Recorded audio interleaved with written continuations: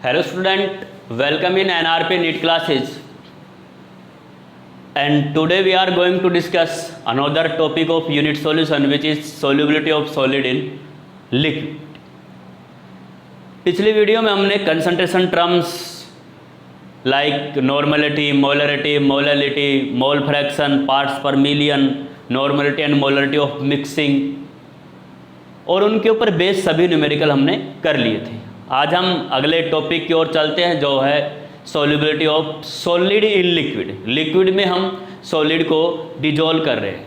और solubility basically होता क्या है, सॉल्युबिलिटी में हम किसी सॉल्वेंट में सॉल्यूट को डिजोल्व करते हैं और वो मैक्सिमम उसमें मिक्स हो जाए, यानी कि उसमें घुल जाए, तो वही क्या है, सॉल्युबिलिटी है। लेकिन सॉल्युबिलिटी में अमाउंट को, सॉल्यूट की जो अमाउंट है उसको फिक्स करना ज़रूरी होता है, तो वो सॉल्युबिलिटी होती है। तो आइए देखते हैं सॉल्युबिलिटी है क्या। Solubility of solid in liquids, maximum amount of solute that can be dissolved, maximum amount of solute that can be dissolved in a specified amount of solvent at constant temperature to make a saturated solution. तो देखिए कैसे,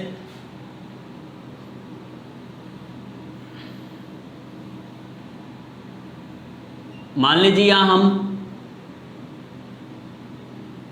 100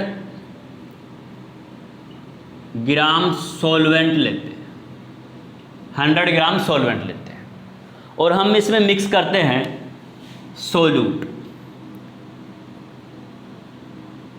solute mix करते हैं और वो solute इसमें सारा completely mix हो जाए, कंप्लीटली मिक्स हो जाए।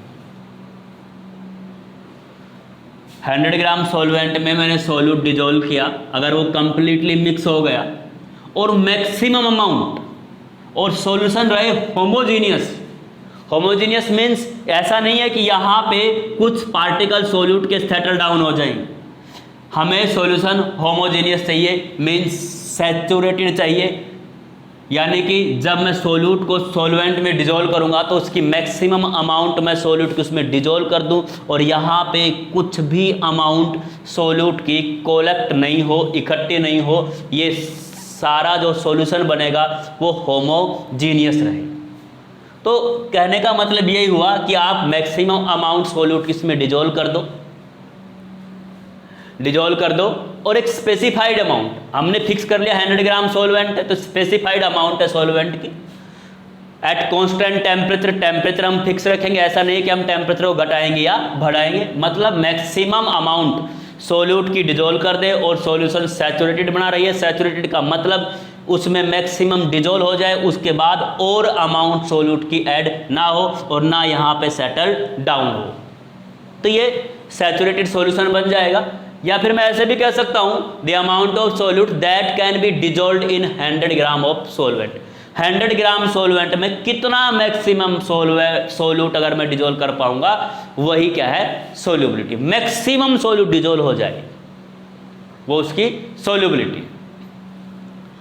सॉल्युबिलिटी जनरली क्या है, it is the interaction between, it is the interaction between particles of solute and solvent, particles of solute and solvent. अगर सॉल्यूट के पार्टिकल्स का और सॉल्वेंट के पार्टिकल्स का इंटरेक्शन सिमिलर हुआ तो सॉल्युबिलिटी बढ़ जाती है। अगर सॉल्यूट के और सॉल्वेंट के पार्टिकल्स का इंटरेक्शन सिमिलर नहीं है तो वहाँ पे सॉल्युबिलिटी की थोड़ी सी वैल्यू कम होगी। सॉल्युबिलिटी कब ज़्यादा होगी, जब उन पार्टिकल्स के बीच का जो इंटरेक्शन है, फोर्स ऑफ अट्रैक्शन है, वो ऑलमोस्ट सिमिलर हो तो सॉल्युबिलिटी ज़्यादा होती। तो कौन कौन से फैक्टर्स है जो सॉल्युबिलिटी को अफेक्ट करते हैं, तो फैक्टर्स अफेक्टिंग सॉल्युबिलिटी, तो सॉल्युबिलिटी का एक जनरल रूल है nature of solute and solvent.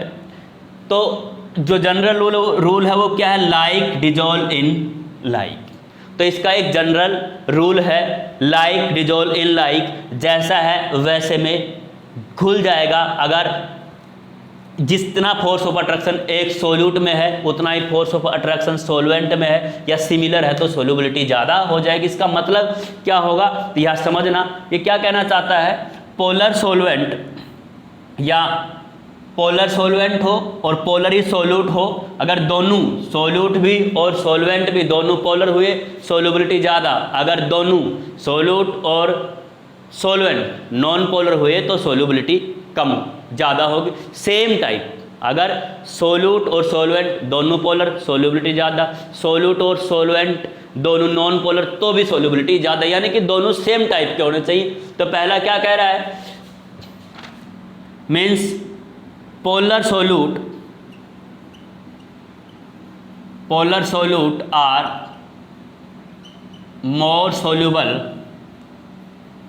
more soluble in polar solvent। Example के लिए देखते हैं हम क्या होगा, जैसे NaCl है, NaCl is more soluble in water.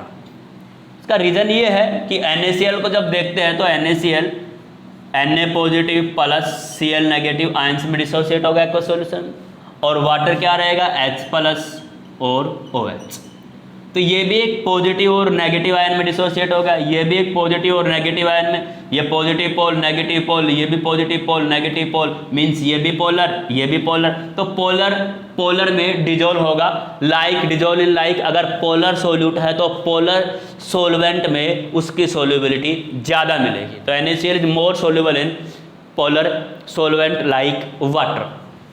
NaCl को अगर हम बेंजीन में डिजोल्व करें तो डिजोल्व कम होगा, क्योंकि NaCl एक पोलर कंपाउंड है या आयोनिक कंपाउंड है, और बेंजीन एक ऐसी है नॉन पोलर है।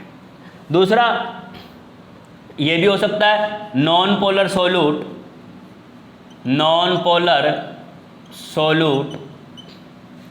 Are more soluble in non polar solvent. Non polar solvent example अगर हम देखते हैं तो iodine is more soluble in carbon tetrachloride. तो कार्बन टेट्रा क्लोराइड ये भी नॉन पोलर है, आयोडीन ये भी कैसी है नॉन पोलर। अगर आप देखोगे यहाँ से तो ये आयोडीन और आयोडीन जब सेम एलिमेंट हो तो वहाँ तो वो पक्का ही कंपाउंड नॉन पोलर होता है, यानी कि जिसका डाइपोल मोमेंट 0 होता है वो भी नॉन पोलर ही होता है। और CCl4 भी एक कैसा कंपाउंड है, ये भी एक नॉन पोलर है, इसका डाइपोल मोमेंट भी 0 आएगा, इसका डाइपोल मोमेंट भी 0 आएगा, ये भी नॉन पोलर ये भी नॉन पोलर। सोल्युबिलिटी क्या मिलेगी ज़्यादा मिलेगी। और भी एग्जाम्पल हो सकता है, जैसे वैक्स है, wax is more soluble in benzene.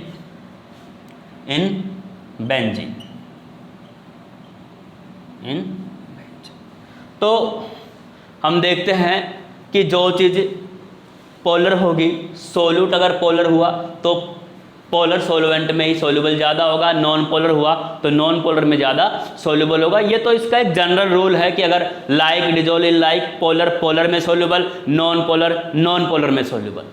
लेकिन यहाँ पे कुछ एक्सेप्शन भी हैं, कुछ ऐसे कंपाउंड भी होते हैं, कुछ ऐसे सोल्यूट होते हैं जो होते नॉन पोलर हैं लेकिन पोलर सोल्वेंट में ज़्यादा सोल्यूबल होते हैं।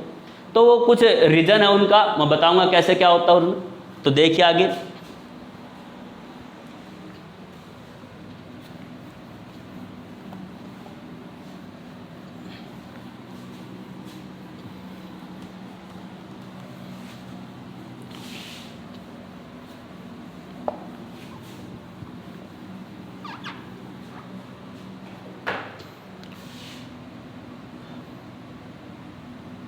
there are some exception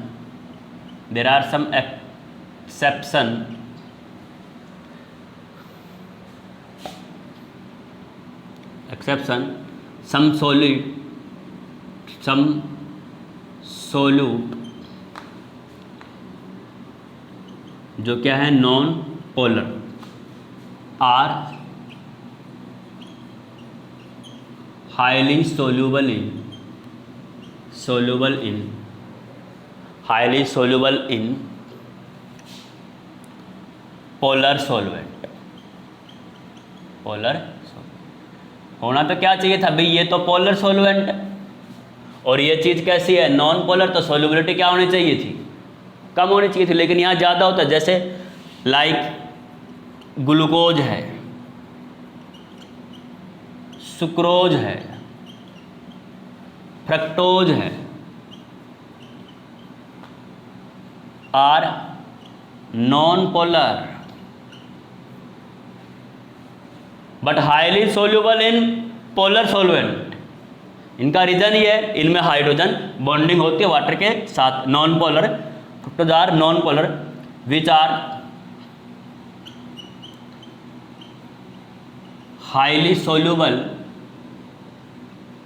in polar solvent, polar solvent because, ये काम की बात है यहाँ पे, because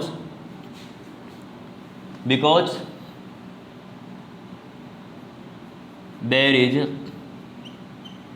hydrogen bonding, hydrogen bonding.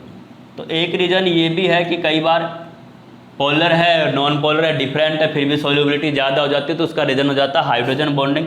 जहाँ पे हाइड्रोजन बॉन्डिंग होती है वहाँ सोल्युबिलिटी जनरली ज़्यादा ही होती है।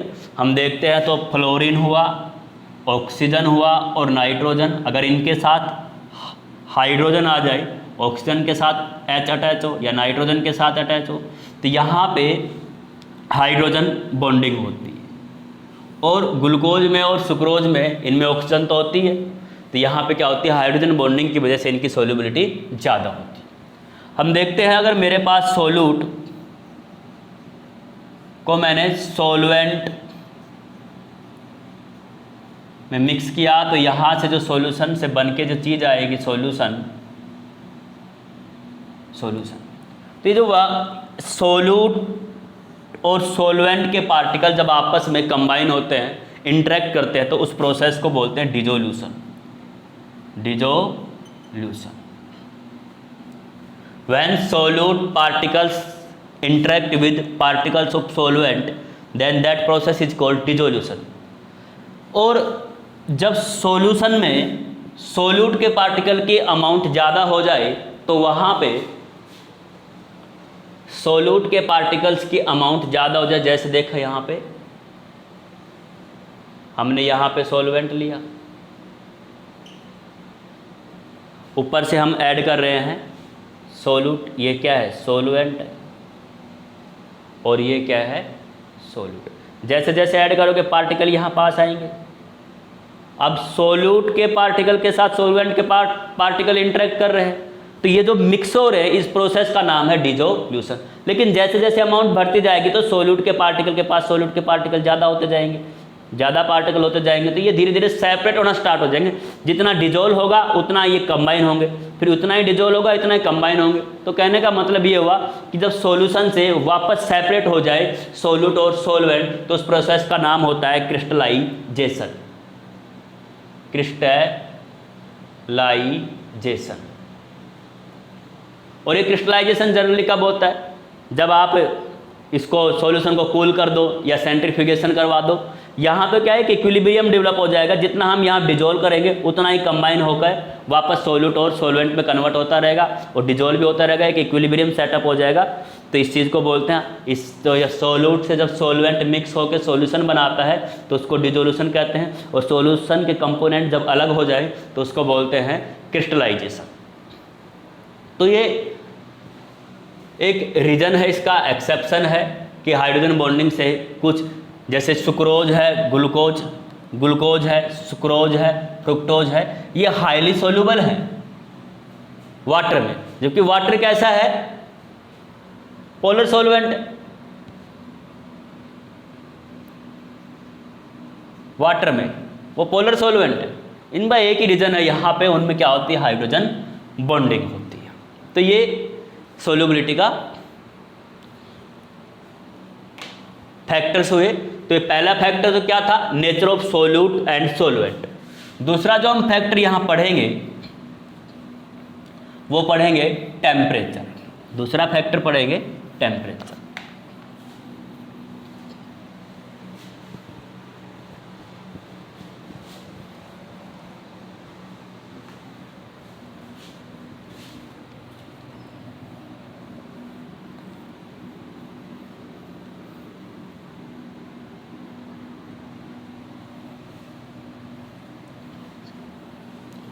अच्छा, अब जब हम किसी सॉल्वेंट में सोल्यूट डिजोल्व करते हैं तो कई बार क्या होता है कि टेम्परेचर बढ़ाने से सोल्यूबिलिटी बढ़ भी जाती है, कई बार टेम्परेचर बढ़ाने से सोल्यूबिलिटी घट भी जाती है। तो कई बार ऐसा भी केस होता है कि टेम्परेचर बढ़ाने से सोल्यूबिलिटी एक बार बढ़ती है, एक बार घटती है। तो ऐसे 3 टाइप के केस बनते हैं टेम्परेचर के बेस पे। तो टेम्परेचर का इफेक्ट देखते हैं, टेम्परेचर क्या कहता है, सोल्यूबिलिटी के ऊपर टेम्परेचर का इफेक्ट क्या पड़ता है। Temperature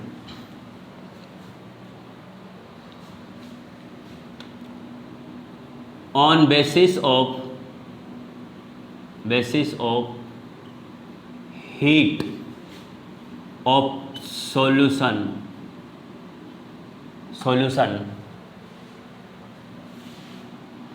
there are 3 types of solid.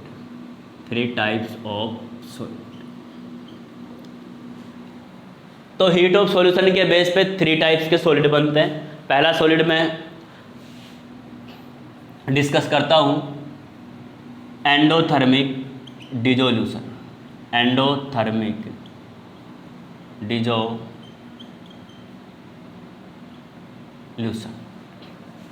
देखना एक बार। हमने एक सॉल्वेंट लिया, यहाँ हमने एक सॉल्वेंट लिया।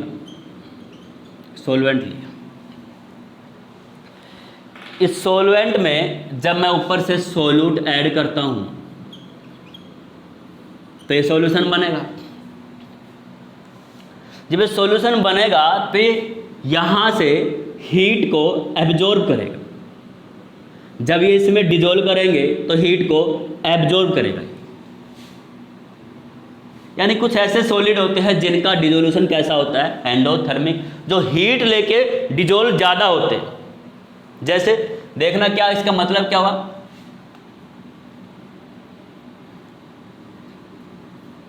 द सॉलिड whose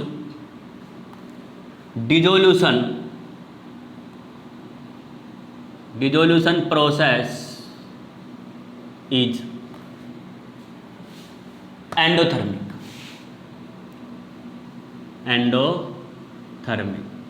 क्या हुआ इस केस में, वहाँ पे solute plus solvent gives solution, और यहाँ की जो एंथैल्पी होगी,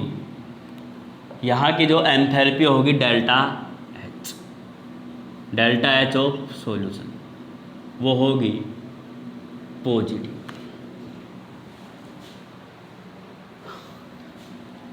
ऐसे केस में their solubility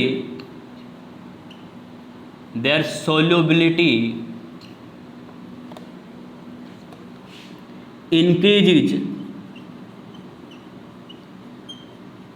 with increase in temperature।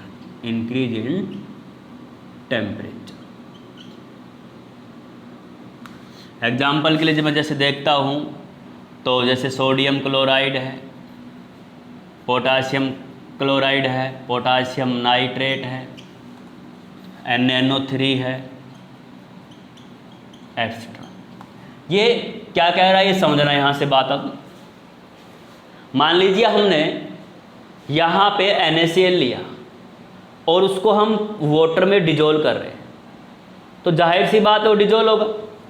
लेकिन कह रहा है कि उसकी सोल्यूबिलिटी कब बढ़ेगी, अगर आप इसको वाटर को हीट कर दो तो NaCl की अमाउंट ज़्यादा डिजोल्व हो जाएगी। अगर मान लो जब ये वाटर कूल था तो हम NaCl को डिजोल्व कर पा रहे थे, मान लीजिए 10 ग्राम डिजोल्व कर पा रहे थे। लेकिन जैसे हमने थोड़ा सा इसको हीट कर दिया, सॉल्यूशन हॉट हुआ, तो हम यहाँ पे अब इसकी अमाउंट 20 ग्राम तक डिजोल्व कर पाते हैं। मतलब जैसे जैसे आप इसको हीट करोगे सोल्यूबिलिटी ऑफ सोल्यूट की इंक्रीज होगी। यानी कि जब आप इसको हीट दोगे तो ये ज़्यादा सोल्यूबल होगा, तो ये ऐसे साल्ट है, ये ऐसे सॉलिड है जिनका डिजोल्यूशन कैसा है, एंडोथर्मिक है। हाई टेम्परेचर लगाओगे सॉल्युबिलिटी बढ़ेगी, टेम्परेचर कम करोगे सॉल्युबिलिटी कम होगी। ये देखते भी हैं कि कोल्ड वाटर में NaCl कम डिजोल्व होता है और हॉट वाटर में NaCl ज़्यादा डिजोल्व होगा। तो इसका एक एग्जाम्पल हो गया। आप इन साल्ट को जब भी आप डिजोल्व करोगे तो अगर आप टेम्परेचर लगाओगे तो इनकी सॉल्युबिलिटी बढ़ेगी। कह रहा है एंडोथर्मिक, हीट आए, जितनी हीट आएगी सॉल्युबिलिटी बढ़ जाएगी, हीट नहीं आएगी सॉल्युबिलिटी कम होगी। तो ये जो है वो हाई टेम्परेचर पे इनकी सॉल्युबिलिटी ज़्यादा होती है। दूसरे साल्ट कैसे बचे, ये एंडोथर्मिक डिजोल्यूशन का था। दूसरा है एक्जोथर्मिक डिजोल्यूशन। एक्जोथर्मिक डिजोल्यूशन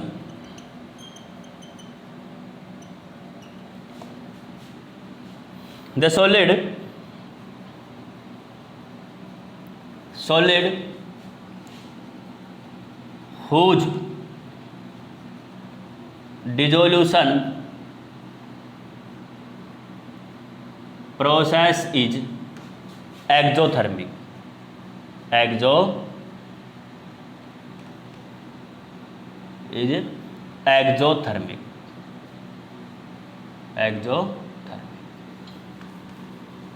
तो इस केस में क्या होगा, जब सोल्यूट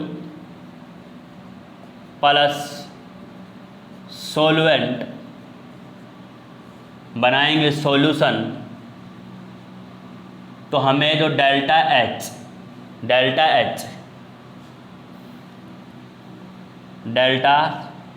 एच ऑफ सॉल्यूशन वो मिलेगी नेगेटिव। इसका मतलब ये हो रहा है कि यहाँ पे जितनी हीट बाहर जाएगी सॉल्युबिलिटी बढ़ेगी।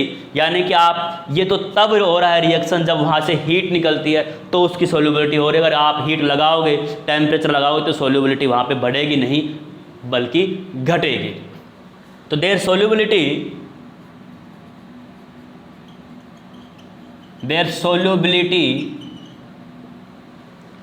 decreases with increase in temperature. अगर आप टेम्परेचर बढ़ाओगे तो उनकी सॉल्युबिलिटी घटेगी। जिन साल्ट का या जिन सॉलिड का डिजोल्यूशन एक्जोथर्मिक है, एग्जाम्पल जैसे बताता हूँ मैं यहाँ पे, लिथियम कार्बोनेट है, सीरियम सल्फेट है,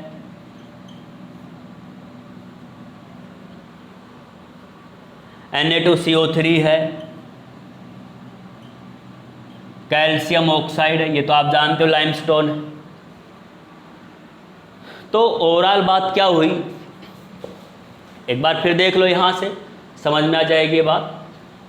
मान लीजिए यहाँ पे वाटर है और जैसे ही हम इसमें कैल्शियम ऑक्साइड ऐड करते हैं तो यहाँ से लार्ज अमाउंट ऑफ हीट बाहर निकलती है। तो ये इसमें तब डिजोल्व हो रहा है जब इसमें से हीट बाहर जा रही है। अगर आप इसको हीट दोगे तो इसमें डिजोल्व नहीं होगा, अगर आप इसको हीट दोगे तो इसमें डिजोल्व कम होगा। यानी कि टेम्परेचर लगाओगे तो इसकी सॉल्युबिलिटी घटेगी। ये तो तब डिजोल्व हो रहा है जब इसमें से हीट इवॉल्व हो रही है, तो हीट देने से ये रिएक्शन नहीं होगी। तो ये हमेशा लो टेम्परेचर पे फेवरेबल होगी। जैसे ही टेम्परेचर आप बढ़ाओगे इसकी सॉल्युबिलिटी अपने आप घटनी स्टार्ट हो जाएगी। तो हमने दो बातें इसमें पढ़ी, क्या क्या पढ़ा, एंडोथर्मिक डिजोल्यूशन हुआ और या एक्जोथर्मिक डिजोल्यूशन है।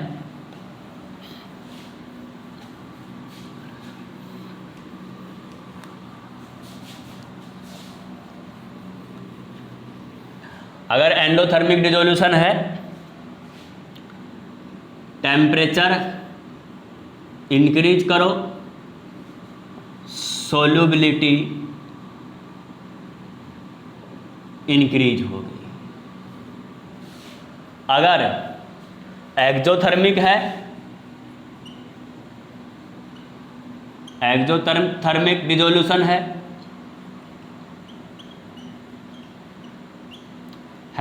तो टेम्परेचर इंक्रीज करोगे, solubility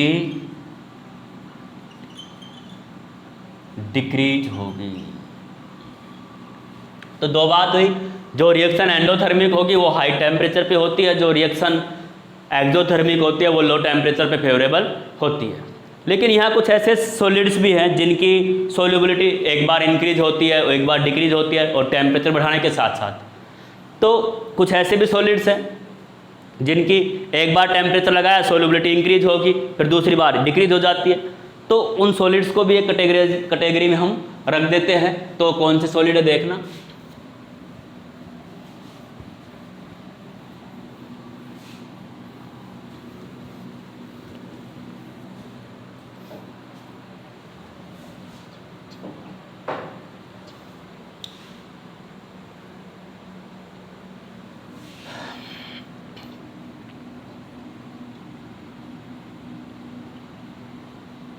There are some solid whose solubility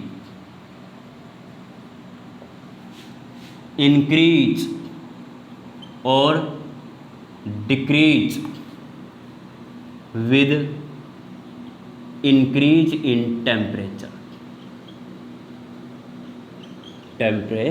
कुछ ऐसे सॉलिड भी हैं जिनको हम टेम्परेचर बढ़ाते हैं तो एक बार सोल्यूबिलिटी इंक्रीज होती है और एक बार डिक्रीज होती है।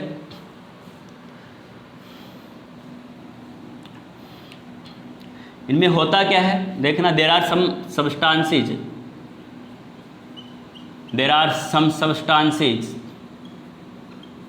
substances which transform from one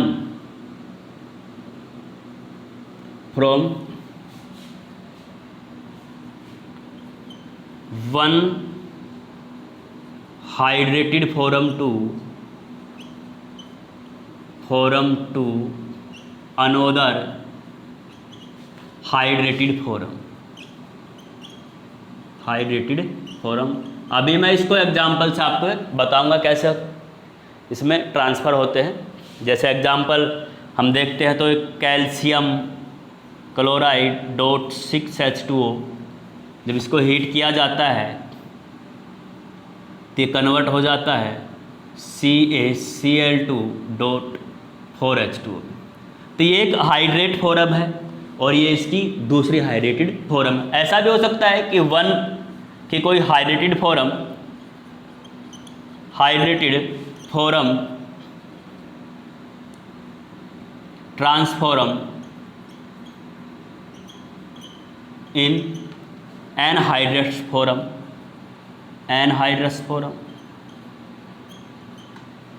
जैसे एग्जाम्पल के लिए देखो ग्लेबर साल्ट आता है सोडियम सल्फेट Na2SO4.2H2O। जब इसको हीट करते हैं 32.4 डिग्री सेल्सियस पे तो ये कन्वर्ट हो जाता है Na2SO4 + 10H2O। तो यहाँ से सारा वाटर रिमूव हो गया। ये हाइड्रेटेड फॉर्म है और ये एनहाइड्रस फॉर्म है। ऐसा भी हो सकता है कि one polymorphic form to another polymorphic form can transform from one polymorphic form to another polymorphic form. तो दूसरी फॉर्म में भी वो ट्रांसफ़र हो सकता है। तो कुछ ऐसे साल्ट हैं या सॉलिड हैं जिनकी सोल्यूबिलिटी एक बार बढ़ती है एक बार घटती है विद इंक्रीज इन टेम्परेचर। ये मैं अब डिस्कस करूँगा कैसे इनकी घटती है।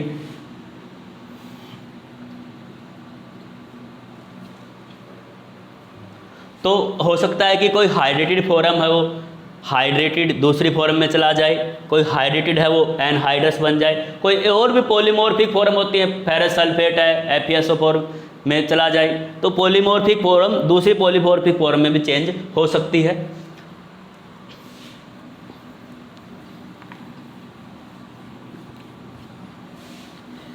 सोडियम सल्फेट जो होता है सोडियम सल्फेट Na2SO4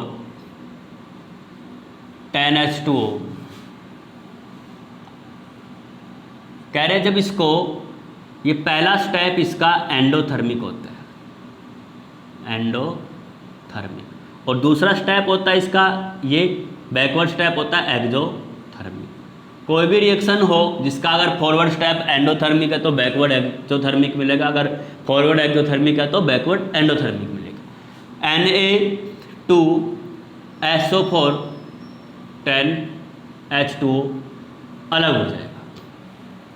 अब ये जो प्रोसेस है ये Na2SO4 इसमें कन्वर्ट होता है कब, जब 32.4 डिग्री सेल्सियस टेम्परेचर, और अगर इतना ही कम कर दे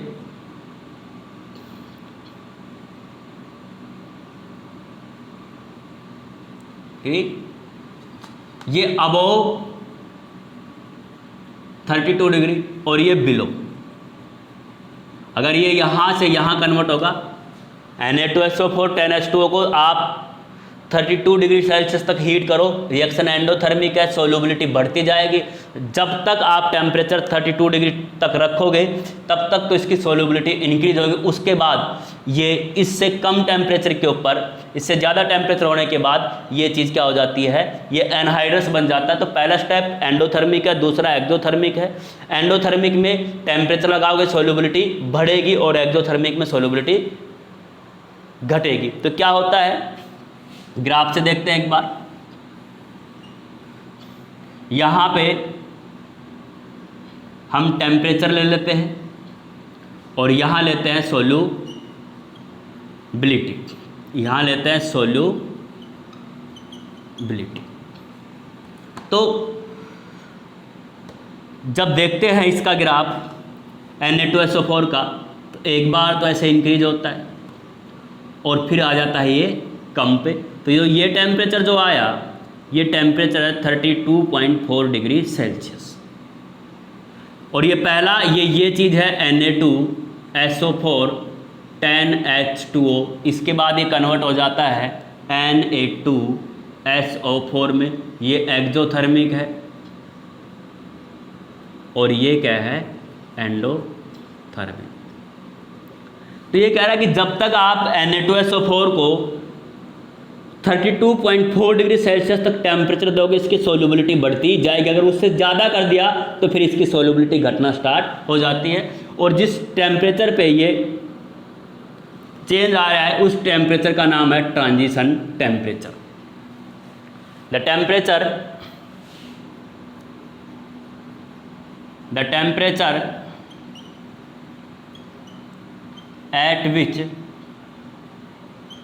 at which one form of substance change into another form, that temperature is called transition temperature, form called transition temperature।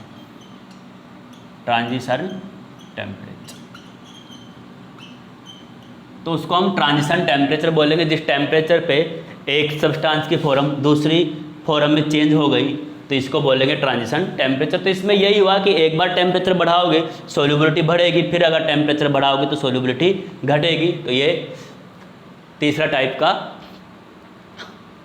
Temperature का इफेक्ट हो गया, सोल्युबिलिटी बढ़ती भी है और घटती भी है। इसके बाद है सोल्युबिलिटी कर्व क्या होते हैं।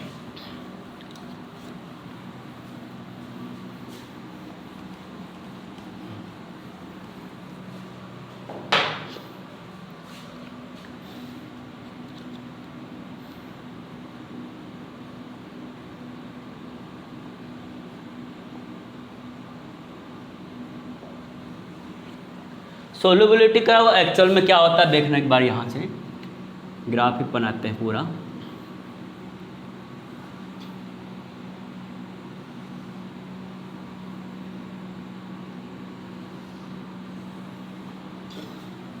मैं इस एक्स एक्सिस पे टेम्परेचर लेता हूँ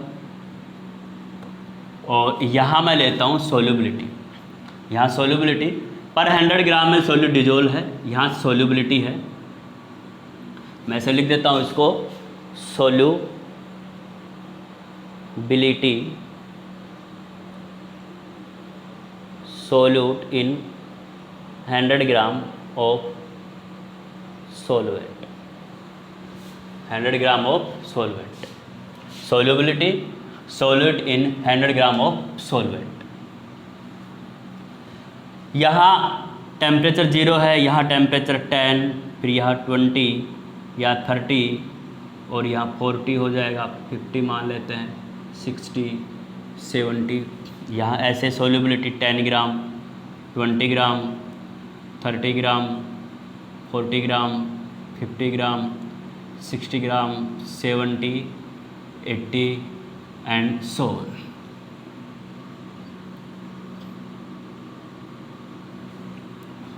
तो सोल्यूबिलिटी कर्व क्या होता है? सोल्यूबिलिटी का when the solubility is plotted against temperature, जब सोल्यूबिलिटी को टेम्परेचर के अगेंस्ट प्लॉट करते हैं तो उसी को बोलते हैं solubility curve. When the solubility is plotted against temperature,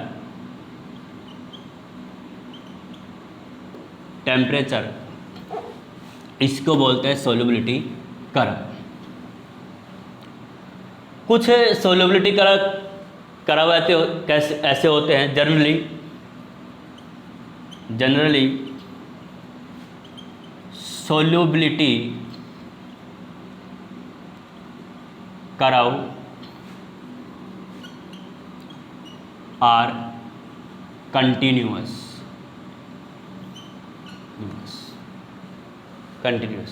but there are some solid which show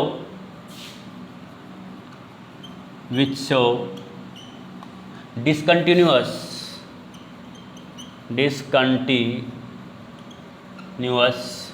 solubility curve.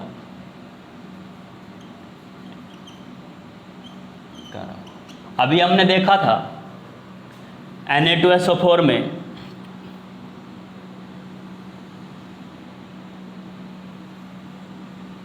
तो ये यहाँ से जो टेम्परेचर आया ये कितना था 32.4। तो यहाँ पे सोल्यूबिलिटी कर्व कंटिन्यूस नहीं है, एक बार गया फिर ये डाउन हो गया, तो ये डिसकंटिन्यूस सोल्यूबिलिटी कर्व है, डिसकंटिन्यूस सोल्यूबिलिटी कर्व है। एक कैल्शियम क्लोराइड है, तो कैल्शियम क्लोराइड में ये तो CaCl2.6H2 हो गया और ये CaCl2.4H2 हो गया। तो ये दोनों कैसे हैं? डिसकंटिन्यूअस। एक यहाँ से KNO2 का है, तो ये जो कर्व ये कैसा है? कंटिन्यूअस कर्व है। यहाँ पे टेम्परेचर के साथ साथ सोल्यूबिलिटी बढ़ती ही जा रही है। यहाँ पे टेम्परेचर के साथ साथ सोल्यूबिलिटी, थोड़ा सा इसको ऐसे दिखा देते हैं, टेम्परेचर के साथ साथ सोल्यूबिलिटी बढ़ती जा रही है। तो एक कंटिन्यूअस कर्व, ये एक ऐसा कर्व है, कंटिन्यूअस कर्व। अब कुछ और भी है, जैसे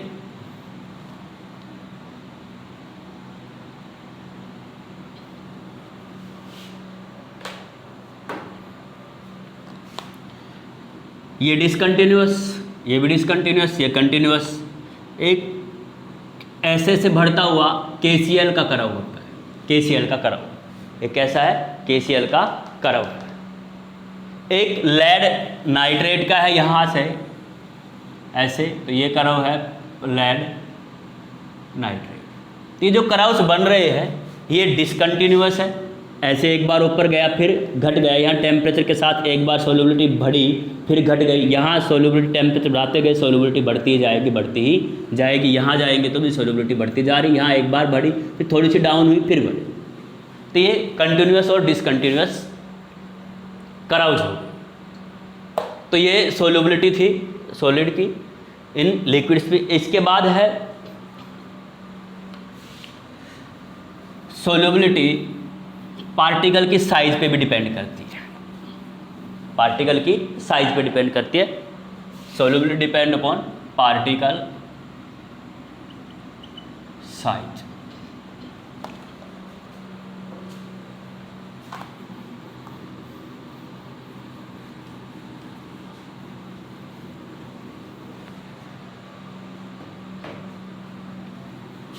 देखना यहाँ से एक सिंपल सा एग्जाम्पल है।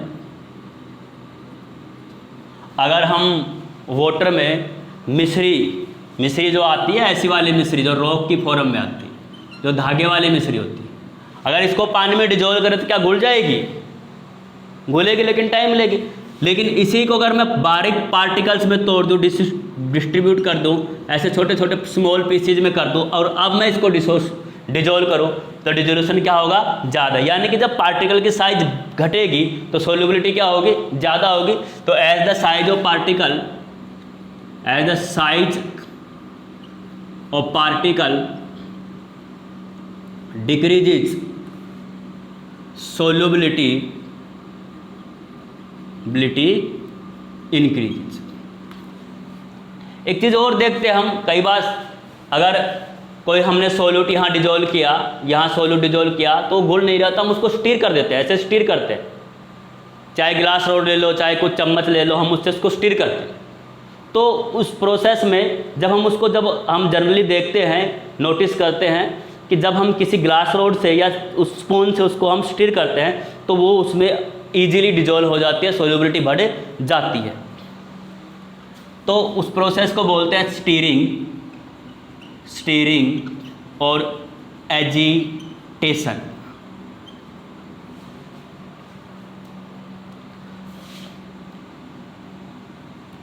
Generally we notice that solubility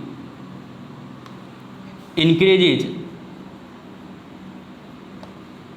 with stirring by glass rod or any other means, किसी भी और चीज़ से हम उसको कर सकते हैं। तो अगर हम स्टीयरिंग करेंगे, एजिटेशन उसमें करेंगे तो सोल्युबिलिटी बढ़ जाती है। किसी भी चीज़ को आप स्टीर करो तो सोल्युबिलिटी बढ़ जाएगी। कुछ ऐसे भी है कि कॉम्प्लेक्स फॉर्मेशन होती है, complex formation.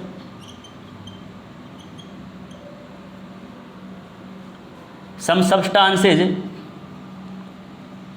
substances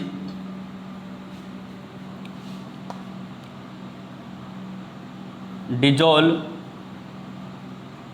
or mix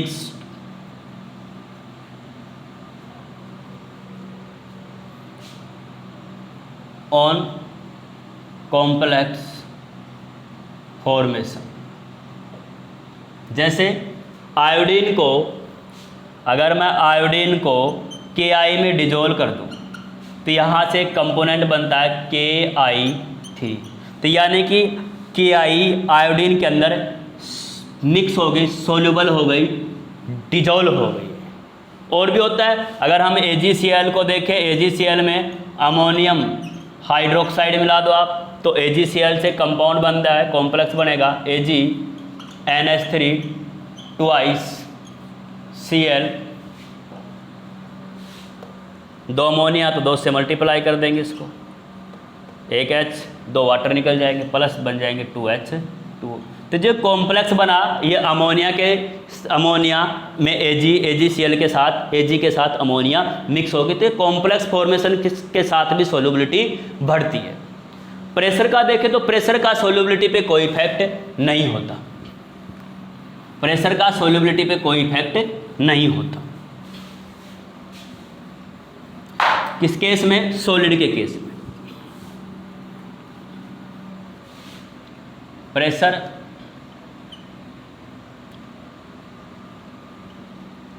pressure have no effect on solids, so there is no effect of pressure on solubility of solid in liquid.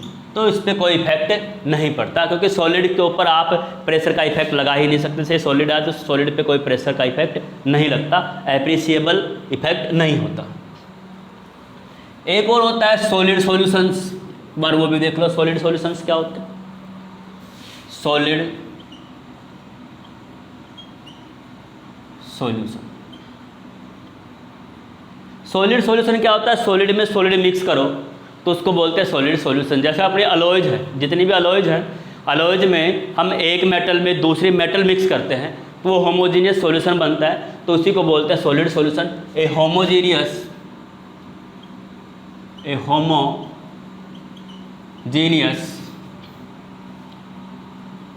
Solution of 2 or more metal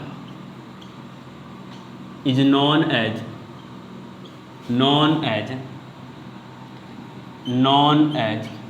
क्या बोलेंगे उसको? Solid solution.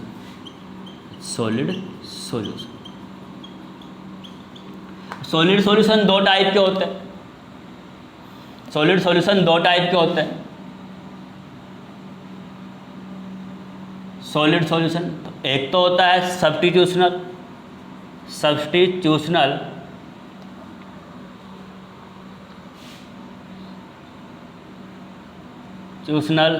Solid solution, और एक होता है interstitial solid solution. Interstitial solid solution देखिए क्या करते हैं। ये कब दिखाते हैं? ये जब दिखाएंगे जब एलिमेंट की साइज सिमिलर हो। The element having similar size.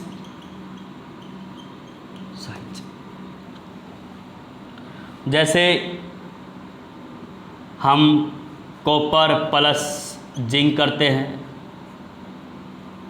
Gold plus copper करते हैं,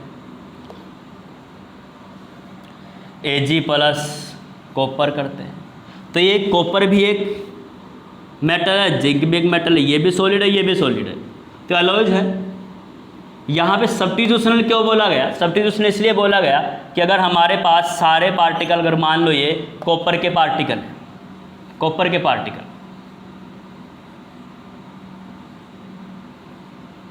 ये सब कॉपर के पार्टिकल थे, ये कॉपर के particle,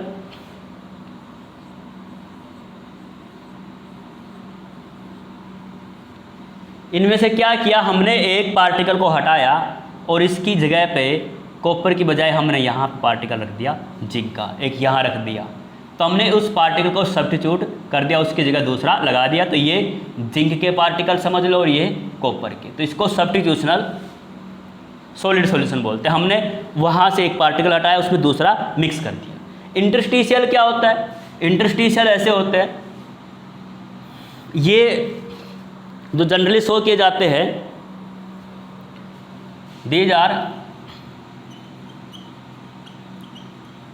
solid solution of metal and non metal. Metal और नॉन मेटल के सॉलिड सॉल्यूशंस होते हैं। और मेटल्स के साइज देखते हैं जनरली साइज बड़ी होती है, नॉन मेटल्स के साइज जनरली छोटी होती है। हम देखते हैं तो ऐसे पीरियोडिक टेबल में इस साइड मेटल्स होती है, इस साइड नॉन मेटल होती है, तो यहाँ से यहाँ साइज घटती है, तो मेटल्स की साइज बड़ी होती है। तो एक एग्जांपल है, जैसे आयरन है, आयरन एंड स्टील है, ये इसके एग्जाम्पल है। और टंगस्टन कार्बाइड है, सीमेंटाइट होता है एक आयरन Fe3C। इसमें क्या करते हैं, जैसे मान लो ये आयरन के पार्टिकल है सारे, ये आयरन के पार्टिकल है,